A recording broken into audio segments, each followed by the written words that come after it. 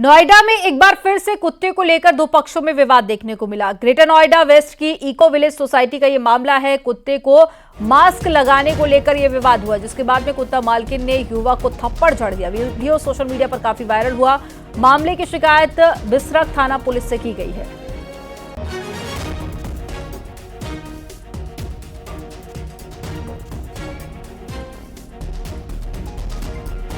ये तस्वीरें आप देखिए, ये वीडियो नोएडा से सामने आया है। हालांकि पहला मामला नहीं है, कुत्तों को लेकर लगातार इस तरह के मामले पहले भी सामने आते रहे हैं।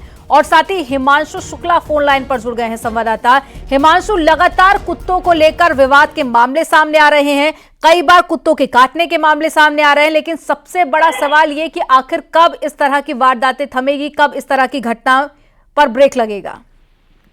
देखिए, जाहिर तौर पे इस तरीके की घटना है खासतौर पे नोएडा और ग्रेटर नोएडा, जहाँ पे हाई राइज सोसाइटीज है, वहां पर देखने को मिल रहा है।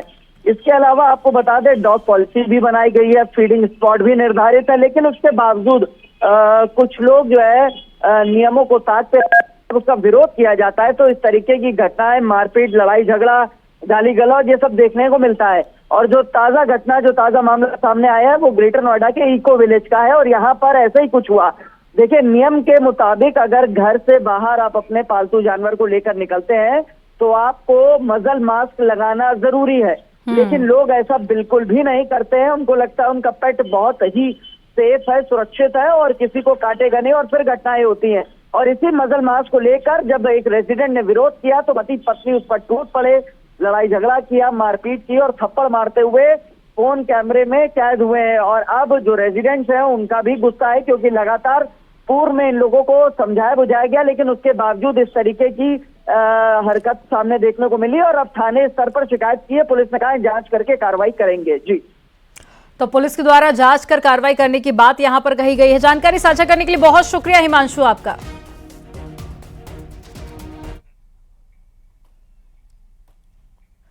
रायबरेली में बेकाबू डंपर बिजली पोल तोड़ते हुए घर में जा घुसा। इस हादसे में घर वाले बाल बाल बच गए। पुलिस ने ट्रक चालक को हिरासत में ले लिया है।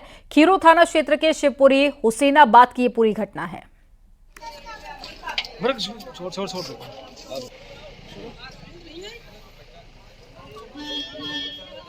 तो ये तस्वीरें आप देखिए। हालांकि पुलिस ने चालक को हिरासत में ले लिया है और कार्रवाई की बात कही जा रही है।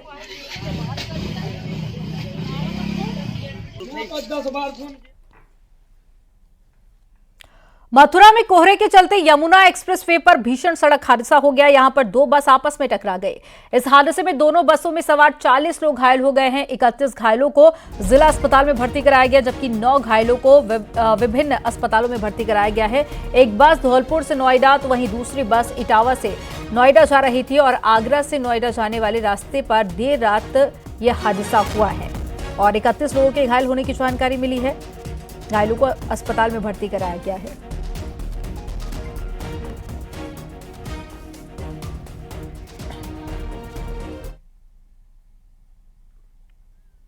सीएम योगी का बच्चों के प्रति प्यार एक बार फिर से नजर आया। अयोध्या में सीएम योगी महर्षि वाल्मीकि एयरपोर्ट पर बच्चों को पुचकारते हुए नजर आए। यह परिवार वाराणसी से फ्लाइट कैंसिल होने पर फ्लाइट पकड़ने अयोध्या आया था। मुख्यमंत्री ने मुस्कुराते हुए बच्चे से पूछा कि मंदिर देखा या फिर नहीं देखा। अभी बीते दिनों प्रधानमंत्री ने भी अयोध्या में बच्चे के साथ में सेल्फी ली थी और उसे ऑटोग्राफ दिया था। आपको बता दें कि सीएम योगी कल अयोध्या के दौरे पर थे। वाराणसी यहाँ कैसे आ गई फिर? अरे तो वाराणसी में तो जहाँ जाता है।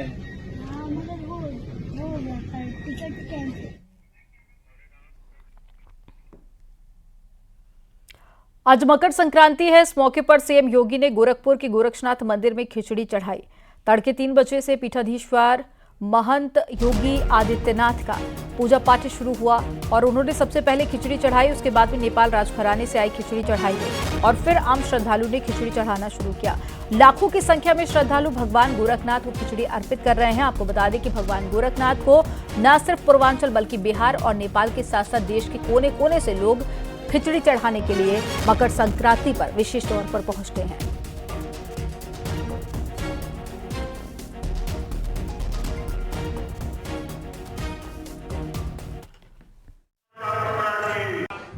मकर संक्रांति के मौके पे भगवान गोरक्षनाथ को खिचड़ी चढ़ाई जा रही है। दूर दराज से श्रद्धालु आए हुए हैं और वो भगवान गोरक्षनाथ को खिचड़ी अर्पित कर रहे हैं। पहली खिचड़ी गोरक्षपीठाधीश्वर ने चढ़ाई है, उसके बाद फिर नेपाल नरेश की तरफ से आई हुई खिचड़ी यहाँ पे चढ़ाई गई और फिर आम श्रद्धालुओं के लिए खोला गया। हमारे साथ द्वारका तिवारी जी मौजूद हैं, गोरक्षनाथ मंदिर के प्रबंधक हैं। सर, ये परंपरा कैसे पड़ी? ये तो आप देख रहे हैं जन सैलाब श्रद्धालुजनों का, जो आज मकर संक्रांति के अवसर पर मुट्ठी मुट्ठी भर चावल जो है जनता ये श्रद्धालुजन चढ़ा रहे हैं, आपके सामने दिखाई दे रहा है। ये तो परंपरा से कई वर्षों से परंपरा बनी हुई है, जो मकर संक्रांति के अवसर पर श्रद्धालुजन भारत, नेपाल, बिहार, पूरे भारतवर्ष के कोने कोने से लोग लाखों की संख्या में आते हैं, अपना पुण्य खिचड़ी चढ़ाकर अपना पुण्य के भागी बनते हैं। आज नेपाल से 150 लोग एक साथ गोरक्षा के लोग हैं, जो अभी पहले ही शुरू में ही लोग जो है चढ़ा रहे हैं। मकर संक्रांति को खिचड़ी लाकर चढ़ाए हैं। 150 लोग थे, गोरक्षा के थे, जो गोरखा के थे। और ज्यादा जानकारी के साथ में गोरखपुर से संवाददाता रामगोपाल हमारे साथ में जुड़ गए हैं।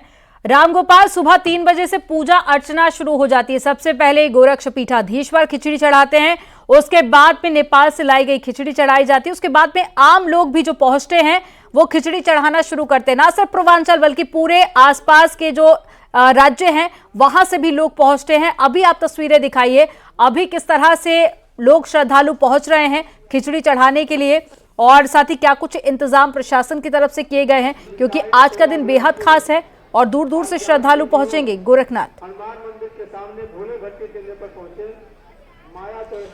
बिल्कुल, सुबह से ही भक्तों की लाइन लगी हुई है और जो भक्त हैं वो लाइनों में लग के अपनी बारी का इंतजार करते हुए भगवान गोरक्षनाथ को खिचड़ी चढ़ा रहे हैं। आप देखिए तस्वीरों में कि किस तरीके से ये जो मंदिर का मुख्य द्वार है, ठीक इसके सामने मैं खड़ा हूं और जो श्रद्धालु है ये अंदर जा रहे हैं। चूंकि श्रद्धालुओं को कई स्टॉप में रोका गया है, तो अभी गर्भगृह के बाहर ये लोग रोके गए हैं और इसी की तरह जो मंदिर परिसर है उसके बाहर भी श्रद्धालु बड़ी संख्या में यहाँ पे रोके गए हैं। और इस तरीके से यहाँ के जो भीड़ मैनेजमेंट है, उस भीड़ मैनेजमेंट को करने के लिए बड़ी संख्या में यहाँ पे वॉलेंटियर तैनात किए गए हैं, जो सुबह से यहाँ लगे 1000 से अधिक वॉलेंटियर यहाँ पे लगाए गए हैं। भाई साहब, किस तरीके से भीड़ मैनेज हो रही है आप लोगों की?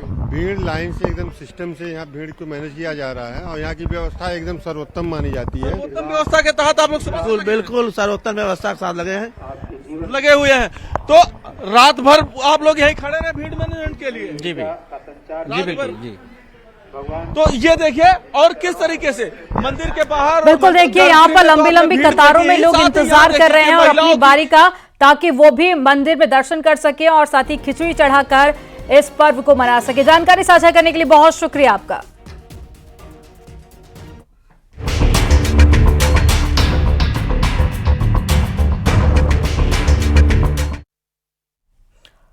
मकर संक्रांति पर दान पुण्य और साथ ही स्नान के लिए भारी संख्या में श्रद्धालु पहुंच रहे हैं। गोरखपुर से लेकर अयोध्या और साथ ही काशी में भक्त पहुंचना शुरू हो चुके हैं। वाराणसी में श्रद्धालु की भारी भीड़ पहुंच रही है और गंगा में आस्था की डुबकी लगा रही है। सुबह से ही गंगा में श्रद्धालु डुबकी लगाते हुए नजर आए।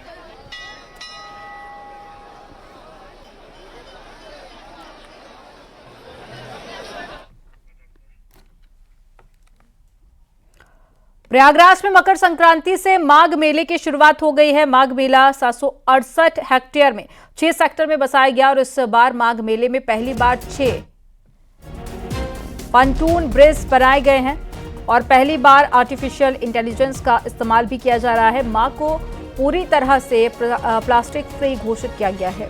ठंड के मद्देनजर माघ मेले में अलाव और श्रद्धालुओं के लिए रेन बसेरे का इंतजाम भी किया गया। पहले स्नान पर्व यानी कि मकर संक्रांति पर 20 लाख श्रद्धालुओं के आने का अनुमान है। ये माघ मेला 8 मार्च महाशिवरात्रि के पर्व तक चलेगा।